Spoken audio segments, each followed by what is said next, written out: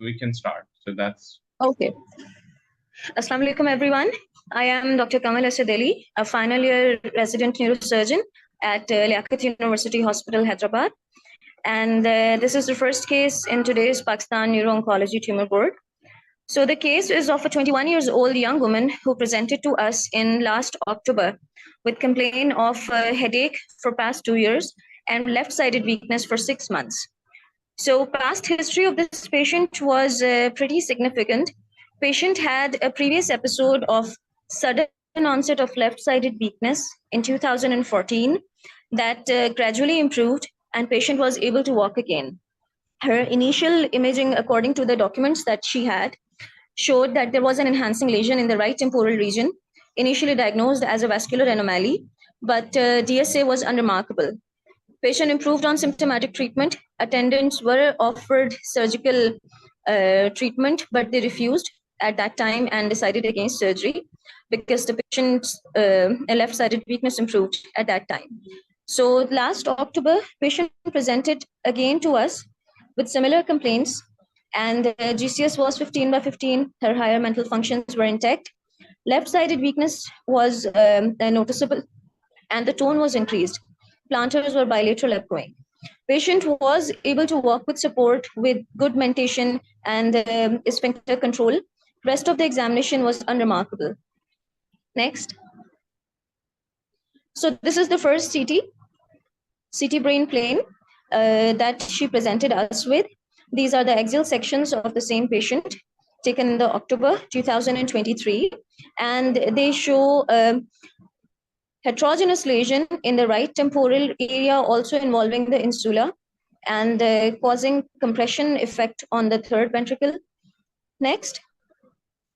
so Dr. Kamal, we have neuroradiologists also, Dr. Shumaila and Dr. Shayan. They can also tell us about the imaging. Sure, they can go ahead if they want to. I have no qualms about it. जी हमने उनको इसीलिए बुलाया कि they help us with the imaging. Okay, sure. Okay. Dr. Shumaila. So as we went through the CT images, there was an abnormal signal intensity mass lesion in the right parietal region, which is basal ganglia region, which is extending into the temporal region, and it has extensive vasogenic edema. It has central hyperdensity and peripheral hypodensity. So it appears to be a neoplastic lesion on this, keeping in mind the distribution of edema around it. So let's go to the next image. So on MR images, these are T2 and few of T2 weighted images in the first row. And then these are T1 weighted images. And in these, we can see that the central hyperdense area seen on CT appears to be hyperintense on T1 weighted images. Probably this is a hemorrhagic component. And then there is a surrounding soft tissue signal intensity area. And outside that, there is a CSF signal intensity area. So I can appreciate 3 signal intensities, one after the other from center to outside. Hemorrhage, probably, which is hyperintense. Then soft tissue component, which is probably going to show enhancement. And then there is surrounding cystic area, and it has a lot of mass effect. There is subfalcine herniation, which is, there is descending tentorial herniation on the right side, which is distorting the midbrain and effacing the basal cisterns. It has a lots of mass effect. On T2 weighted images, this is predominantly hyperintense, lobulated margins, lots of mass effect. Same descending tentorial herniation is redemonstrated. There is a solitary lesion, no other lesion is identified. There is associated vasogenic edema. So these are again T2 weighted sagittal images, and these are coronal. जी doctor Shaina sorry आप मुझे बताइएगा अगर मुझे change कर तो मैं sagittal पे ले जाऊं इसी पे नहीं सैजिटल पे तो वही फाइंडिंग्स रीडेमोंस्ट्रेट हो रही हैं, so there's no need. These are flare images basically, and here we can see that there is again that cystic area which was of CSF signal intensity on T1 and T2 in the periphery of the lesion, and then there is a solid soft tissue signal intensity area on the medial and inferior aspect of lesion. There is again descending tentorial herniation. There's vasogenic edema, which is seen as flare hyperintensity in the area exterior to the cystic area. So please go to the next slide. So as we discussed previously, the soft tissue component, it shows significant post-contrast enhancement. There are multiple enhancing nodules along the inferior aspect of the lesion in the temporal region. And so basically, this is a solid cum cystic lesion, central solid component, peripheral cystic component, and innermost component, which is probably hemorrhage, since we do not have any hemorrhage sensitive sequences, but it was hyper intense on plain T1. So I'm assuming that this is hemorrhage. So there are 3 to 4 differentials in this case. We can consider a pilocytic astrocytoma because it has a cystic as well as solid component.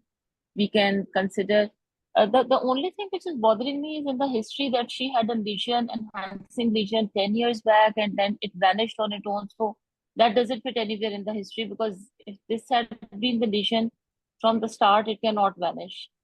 And I don't know, because I haven't seen the images, but the other things which we can consider are something like hemangioblastoma or ATRT.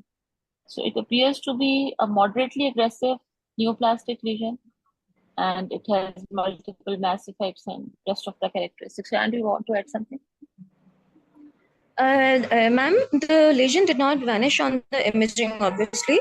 It's just that initially she was diagnosed as a vascular lesion, and she underwent DSA in AKU. She had previous documents with her. It's just that the family refused surgical treatment at that point because the presenting complaint, which was left-sided weakness, got improved on steroids. And then the patient was completely okay without having any symptoms. And then she presented back to us after a few years with similar complaint of repeated onset of left-sided weakness, basically. So this is the same lesion which is increasing in size now. So then this is not a very high-grade lesion, because a lesion of high grade is not going to, grow for 10 years. So probably there is a grade change now, but it is a low-grade neoplastic lesion, an astrocytoma. Keeping in mind solid and cystic characteristics, I will consider pilocytic. And this is all about my differentials. Thank you. I don't have much other things to add. Yes. Dr. Shayan, आप शायद करना चाहें.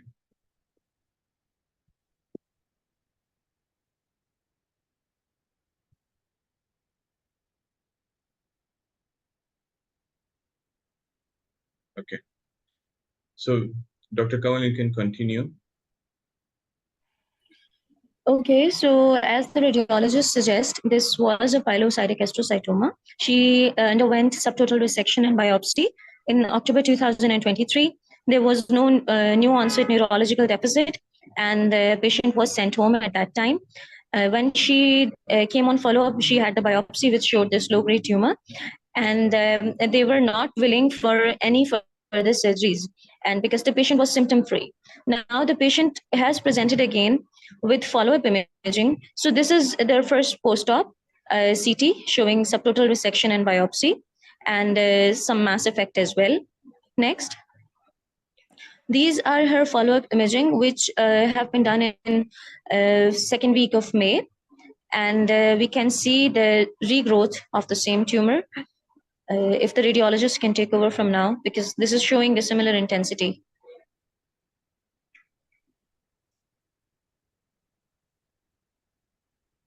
So the point of discussing today's case was the course of management. Basically, should we give the option of redo surgery to this patient, given that she has no deficit, her weakness has improved, she is mobile, she is completely symptom-free at this point. So, Dr. Shumaila, mass effect has reduced a little bit. Yes, I'm sorry, mass what was effect the has sorry, Shumaila, what was the histopathology? Pilocytic, sir. So yes, there is relatively less mass effect. There is regression in mass lesion, but still we have a lot of residual. But that descending tentorial herniation is relatively less, not absolutely gone. There is still some, especially if you look at the coronal post-contrast images. But as compared to previous images, a lot of lesion has been resected as well. Dr. Adnan, sir, now your opinion, please. I mean, in a situation like this, we know chemo really doesn't work. As long as if she becomes symptomatic again, I would urge the neurosurgeons to take a look at it. So as far as I'm concerned, there's not much that I can offer. Right. So you will wait for some time, or we offer the surgery now and talk to the patient that, mass effect can increase and then you can become symptomatic, or we keep just follow up like a couple of months, 3 months, and then. So, I mean, we are not going to be able to remove it completely, and this is going to grow again. The only thing is how much you can resect. If she's asymptomatic, you'll go in, if not today, tomorrow. So it's just a question of time. If you do it today and you're not resecting everything, she's gonna end up getting a redo surgery. So my personal thing would be, if she's not symptomatic, if her quality of life is not affected, I would wait. I would like neurosurgeon's opinion regarding that. Okay. Dr. Riyad, sir, your opinion. I selected this case to present just because this is a very, very unusual case. Because when this girl presented to us, there was a spot of the hemorrhagic CVA on the right side, the basic ganglia region. So she was treated as a case of the cerebrovascular accident. After that, she improved, but unfortunately, when she presented again, and she was having such kind of the lesion, which we were suspecting it may be because it was very small and looks as a tuberculoma. So I think we have started the ATTK. It may be a tuberculoma, and but finally, when it was it was an increase in size. So we did the biopsy, and the biopsy shows that this was a pilocytic astrocytoma. Now the thing is that because always when we see a hemorrhage, we always think, and particularly in the basal ganglia region, we always think in young patients this can be a CVA. But we should consider in every case, if it is very unusual, like the young patient having the CVA, we should go for the MRI and all the other modalities to rule out the cause of the CVA in these patients. So maybe initially it was a hemorrhage, but underlying the neoplastic lesion. We have removed at least 2/3 of the tumor, but just because the proximity to the internal is a deep-seated tumor, we removed, and that was a very soft type of the tumor that was removed easily, and there was no any post-op coma, post-op deficit to the patient. But we hold the radiation therapy just because it was a pilocytic astrocytoma. She again improved. Now she presented with the such type of the moderate type of the lesion, and she don't have any kind of the problem, even no headache, no any except the opposite side weakness. She don't have which was present since we diagnosed as a case of the stroke. So she had the same weakness in the left side. But except that, there is no any change in the neurology and also no signs of the raised ICP. So what should we do here? Either we send the patient for the radiation therapy, or we again attempt to reduce, because attempting to reduce again the burden of the tumor will question us that how long it will be safe for the patient, because maybe after the 2 or 3 years, patient develop or again have a in future have a regrowth of the tumor. So the final decision would be of the team that what should we take a decision regarding this lesion.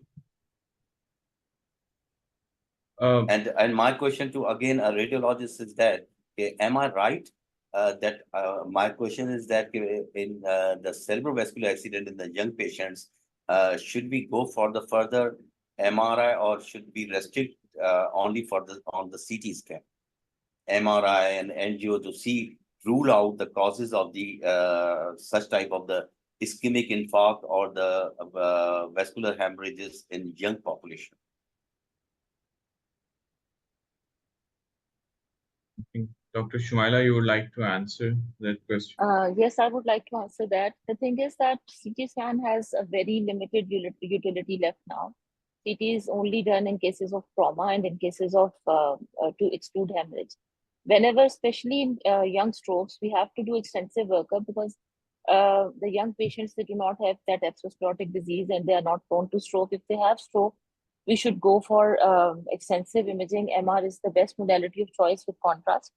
And also, if we become a little familiar with the types of edema, even on CT scan, like if you go back to the first scan, the initial scan or CT scan which was showed to us, remember that whenever a vascular territory is gone, there is an area of shape supply which is lost. So we can appreciate even in the first CT that the periphery and the cortex is preserved, and whatever edema is, it is lying in the midline, and there's a lot of mass effect. So these cases should already alert the clinicians or people who are in ER dealing with these patients that this is not a simple stroke, and this is we need extensive imaging. MR should be the modality of choice with contrast. And definitely we should go for MR because we have seen so many patients who are treated as stroke only on the basis of this vasogenic edema. And there is mostly an underlying mass lesion. So patterns of edema, even on CT or on MR, they are very important. If you see something which is, which has extensive edema, but it is not involving the gray matter and only lying mostly in the white matter, that should already raise a suspicion that there is an underlying mass lesion or a vascular malformation or whatever it is. So I definitely agree with my clinical colleague that yes, we should go for extensive workup, and that can obviously early diagnosis can lead to early management, and that can help the patient a lot. Right. Thank you, Dr. Shumaila. Dr. Raj, you asked the question of the CBA. We have with us Dr. Sarmad. He was training at AQ, then joined faculty he joined as a faculty in Peshawar. Now he's doing fellowship, mashallah, at Harvard in endovascular and cerebrovascular. So I can see him. I would ask him about his opinion when you see such cases, Sarmad. Thank you, Hassan. Can you hear me? I can hear you, but a little bit. आपका थोड़ा सा mic थोड़ा सा दूर है. Yeah. How is it now? It's better now. Right. So if we were to see that CT scan that showed up initially, can we go back to that CT scan? Sorry, I forgot who was presenting. The very first Can we one? go back to the very first CT scan that she presented with, I think. Yeah. Right. So she presented with sudden onset headache, and looking at the CT scan, I'm not too convinced that this was a hemorrhage. It looks more like a hyperdensity of the lesion itself. But if a vascular lesion was suspected, the first thing that we get here is a CT angiogram, not a formal angiogram. So the way we work these patients up is plain CT, then CT angiogram, which is very good, and you have very nice machines in Pakistan as well.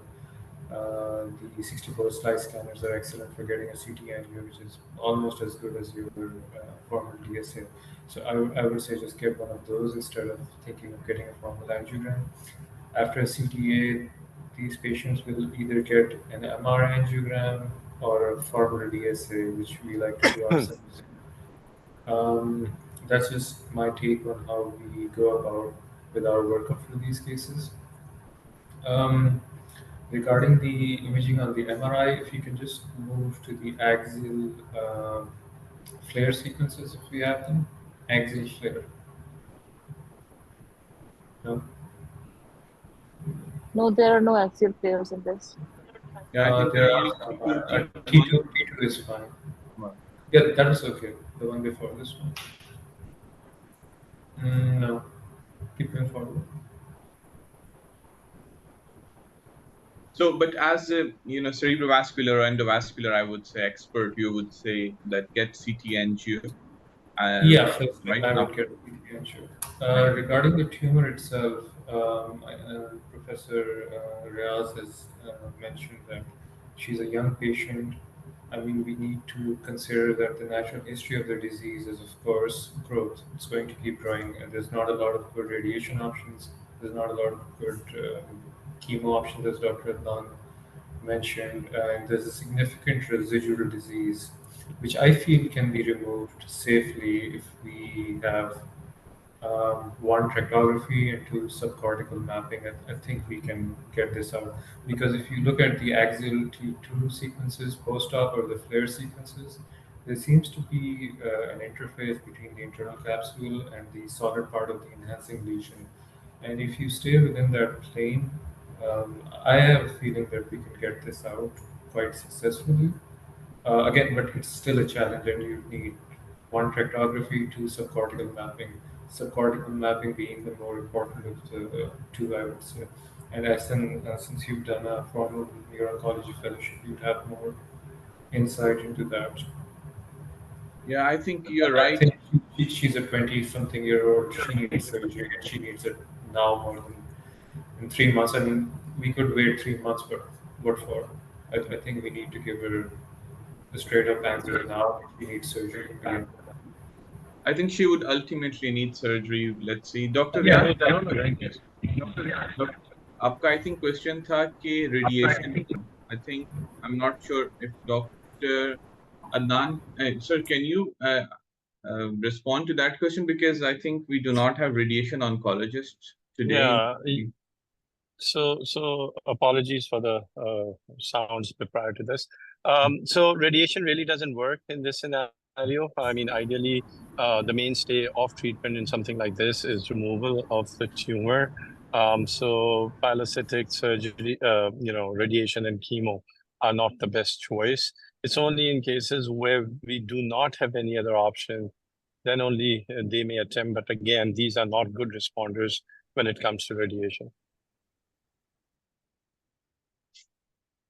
Thank you, sir.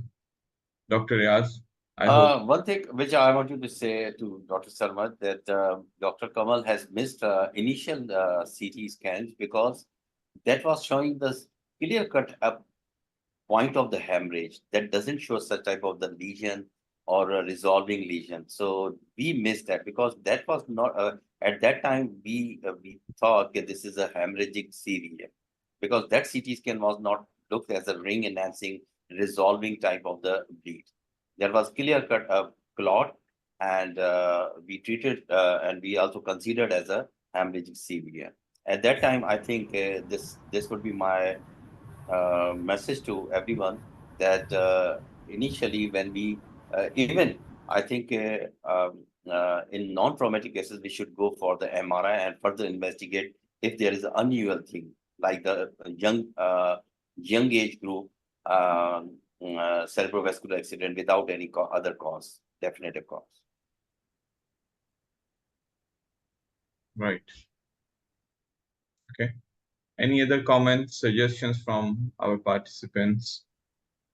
Yes, I would like to add one point. Like whenever in young stroke, as Dr. Yas said, in children especially, if you see any hemorrhage, especially on CT, then you always have to investigate it further with the MRI with contrast or CTA to rule out any vascular abnormality or probably any vascular malformation which is there, because in young these hemorrhages and strokes are not a usual finding.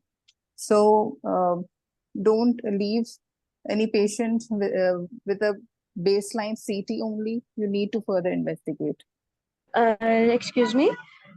G. Yes. Initially, the CT brain did show the hyper intense lesion, and then patient was referred to another private institute, and she underwent DSA. They did not have the images; they only had the paper form of the investigation, and the DSA ruled out any vascular anomaly.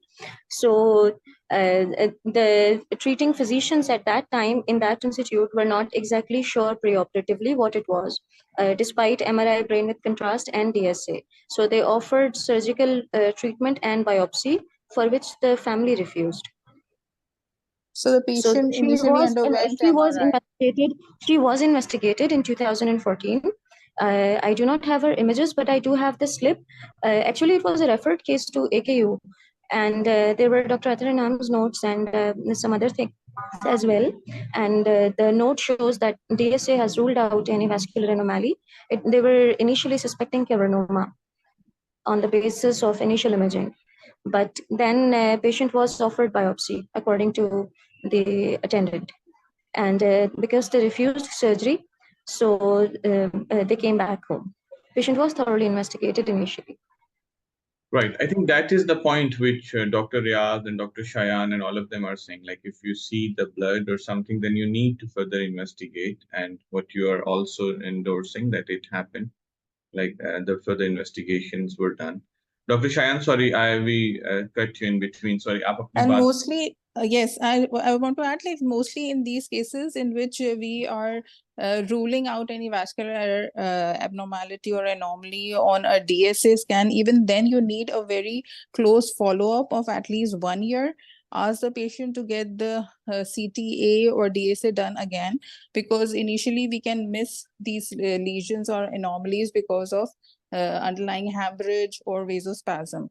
So whenever these cases are followed up, then we can or might get hold of these indolent lesions, underlying vascular malformations. So a follow-up imaging is very crucial in this case. Definitely, we have a lot of the patients around us, but unfortunately, we don't have the proper data, no communication between the departments, and also this is the rare type of the families who are in the follow-up, and they were sober, they were literate, they understand the problem. That's why since 10 years they are in follow-up. Most of the time, this doesn't show that we don't have the patient. We have a lot of the patients, but just because of the poverty, because of the illiteracy, because of the non-communication between the departments, and overburden of the other problems to the tertiary care hospital, government set up tertiary care hospital. Right. These are the challenges that we face in our setups. True. Loss to follow-up is a big, big issue.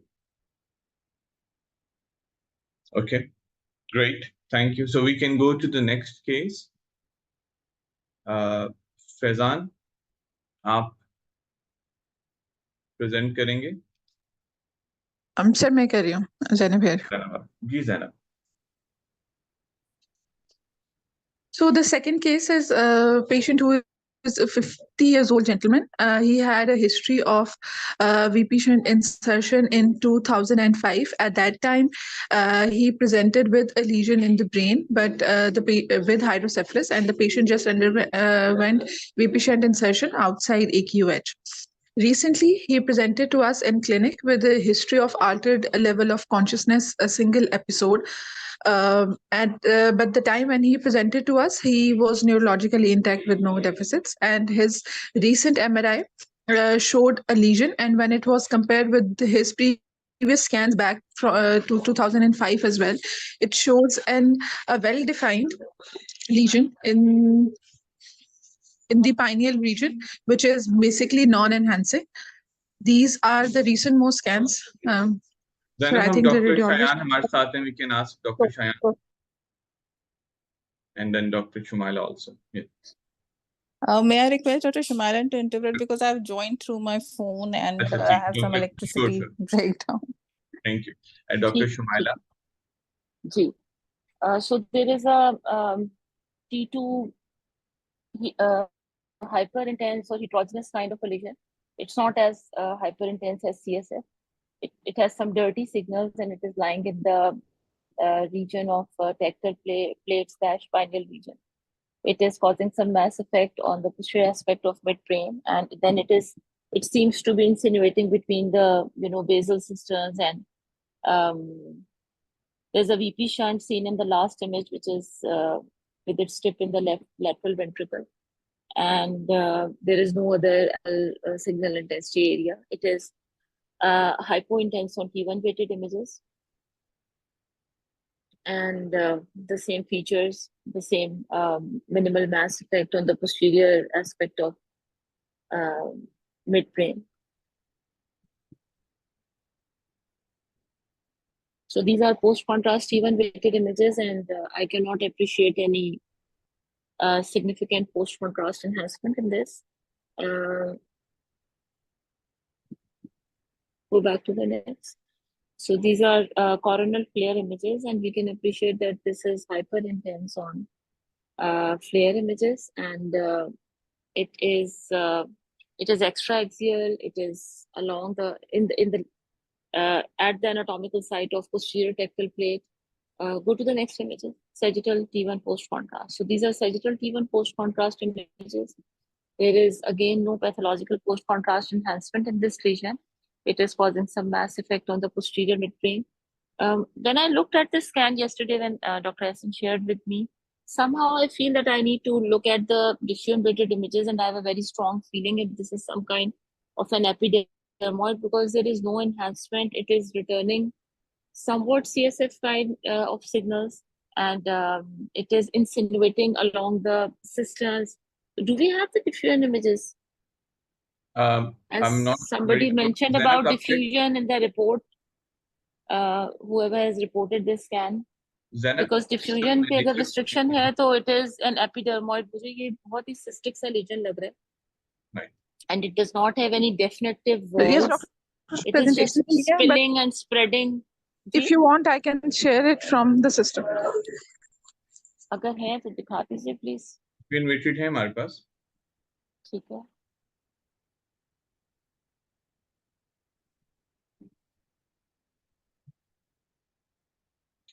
So the interesting thing in this, maybe it's like you said, something benign. In 2005, I think he got symptomatic. Perhaps it was hydro. I do not have very clear history, but then uske baad se abhi tak almost 19-20 years, stable disease. जी बिल्कुल, and there is, I mean, you can't, if you go back to one slide or another, और आप axial पे देखें, sagittal पे तो फिर भी कुछ थोड़ा सा ऐसे लगता है जैसे वॉल्स हैं, लेकिन एक्सियल पे देखें कि इसकी कोई मीडियल एस्पेक्ट पे और लैटरल एस्पेक्ट पे ऐसे स्पिलेट सी होती है, कोई प्रॉपर मार्जिन्स नहीं लगते मुझे इसके. तो आपकी डायग्नोसिस जो है वो एपिडर्मॉइड है. I feel as if it is like an epidermoid. I don't know, diffusion देख के सारा मुझे सही पता चलेगा. शायद अगर आपको इमेजेस नजर आए हैं और आपने देखे हैं तो आप प्लीज ऐड करें, तो मुझे तो इसके अलावा इसमें तो बहुत ज्यादा, और अगर हम पाइनियल सिस्टिक रीजन्स भी देखें तो क्योंकि because this is a very small space, यहाँ कोई इतनी पोटेंशियल स्पेस नहीं है, तो बड़े अपने अच्छे वेल डिफाइंड मार्जिन्स दिखाती हैं जो पाइनियल सिस्ट होती हैं वो भी. जी. I agree with Dr. Shumana's findings, because she has described it very well, especially the term insinuating, because it has a mass effect and it is following CSF signals on all the sequences. Similarly, slightly dirty on flare, and it has been stable over the past so many years. Probably it is the cause of obstructive hydrocephalus, which was corrected with a VT shunt. And so the topmost differential is epidermoid cyst. And once we have a look at the diffusion weighted images, and if it is restricted, then it is very pathognomonic of epidermoid. Okay. Plus so, it is a midline lesion. ना midline में dermoids, epidermoids होते हैं, वो cystic lesions में they come as topmost differentials. तो बहुत ही centre में पड़ी हुई है. टिपिकल चीज की जो है ना वो फीचर्स टिपिकली उसकी तरफ पॉइंट करते हैं. लेट्स सी, देखते हैं डिफरेंट क्या. Zainab, अगर आपका हुआ तो मुझे बता, then I can stop share my screen and then you can. So glioma की पॉसिबिलिटी नहीं है? जी सर. ग्लायोमा की possibility. I mean, so there is a lesion, but I think that will be one of your differential germinoma and all these things, Dr. Shayan, write down in the line. Yes, glioma, tectal plate gliomas, you can find in these locations. But if you look at the lesion carefully, it appears to be extraaxial. It is not intraaxial. Gliomas are mostly intraaxial, and they kind of reflect soft tissue intensity on T1 and T2 weighted sequences, which we do not see over here. It is following a CSF signal. And there is no associated vasogenic edema as well. If it had been a slow growing glioma or in this region, then it must have grown over time, or there must have been edema in the midbrain or brainstem surrounding it. So it looks more of a benign and extraaxial lesion. Zainab, so ready to share?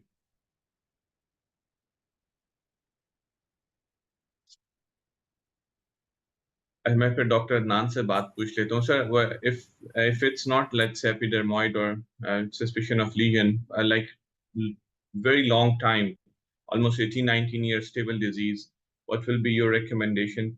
Should we just follow up or get a biopsy? Because again, this is a bit difficult, spot to get into, and it's challenging, not very difficult, like not impossible, but a bit challenging.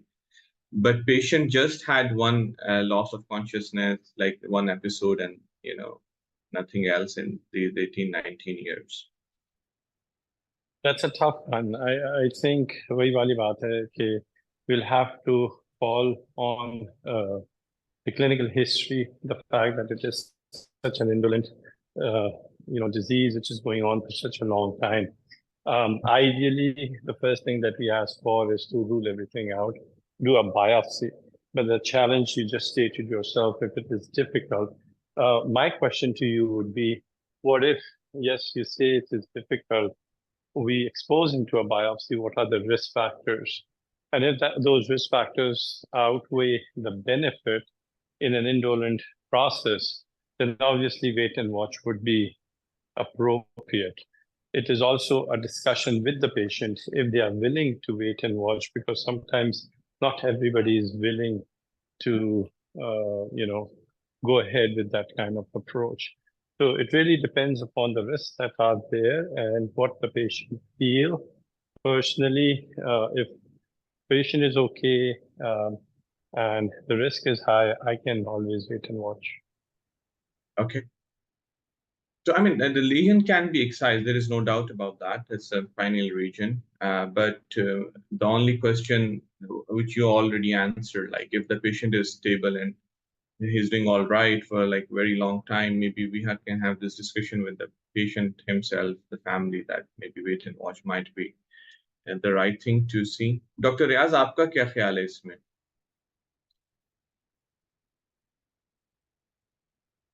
Sorry, अभी तो आपने shunt डाल दिया है, अब क्या कर सकते हैं? और ये आप क्या शंट हमने नहीं डाला, ये शंट 2005 में डाला है.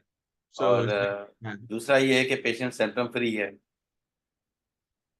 तो मैं समझता हूँ कि सोते हुए शेर को जो है ना हाथ लगाना है उसको उठाना कोई जरूरत ही नहीं है, डीप सीटेड है.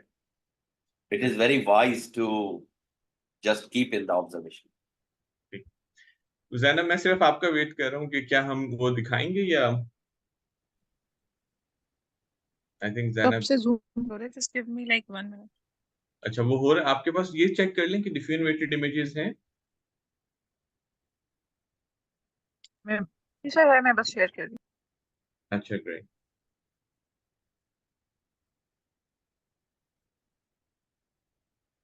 मैं स्टॉप शेयर कर रहा हूँ. यार हमारे पास तो काफी लोग ये कहते हैं ना कि दरगाह पे चले जाएं और ऐसी चीजें, तो ये कराची में कोई बंगाली बाबा या ऐसा कुछ तो नहीं है जो लोग कहते होंगे अब शंट करवा दिया इसके लिए हम बंगाली बाबा के पास चले जाएं. There are many things that we listen and hear, so I just remember one very young kid, बेचारा grade 4 tumor के साथ छोटा बच्चा, and then उसका वालिद मेरे क्लिनिक में आया, was sweating, and then I said he was a bit late. He said मैं कोयटा से आ रहा हूँ किसी जगह से, किसी ने कहा था किसी पीर साहब से आप दम करवा देंगे बीमारी खत्म हो जाएगी.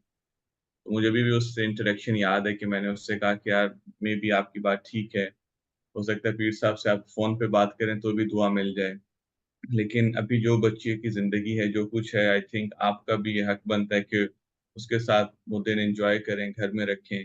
तो आई थिंक लोग, unfortunately sometimes people do not understand also, may be हम बहुत क्लियरली बताने के बावजूद भी कम्युनिकेशन उस तरह से नहीं होती Can you है। please unshare your screen?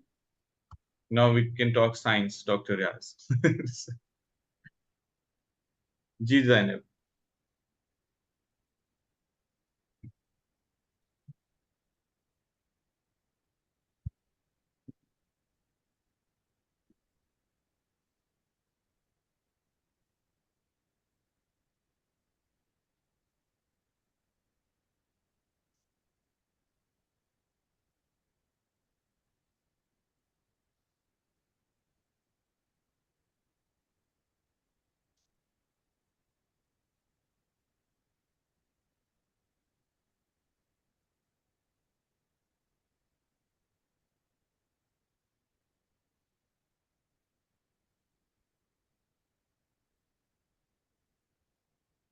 Doctor Shumaila, आपको नजर आ रहा है?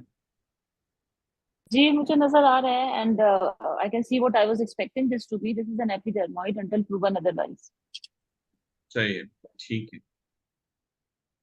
ठीक, thank you. Doctor Shayan, do you agree? Yes, 100%. Right. So, ठीक. So I think there is no need for biopsy at this point because it's an epidermoid. If it becomes symptomatic, and then we will see what to do. Right, Dr. Riaz, you agree, sir? Yes, I totally agree, because I've seen many cases who are living with the epidermoid very comfortably. Perfect. ठीक. All right. So I think एक और हमने case prepare किया था, but we do not have enough time. Inshallah, we'll discuss it the next meeting.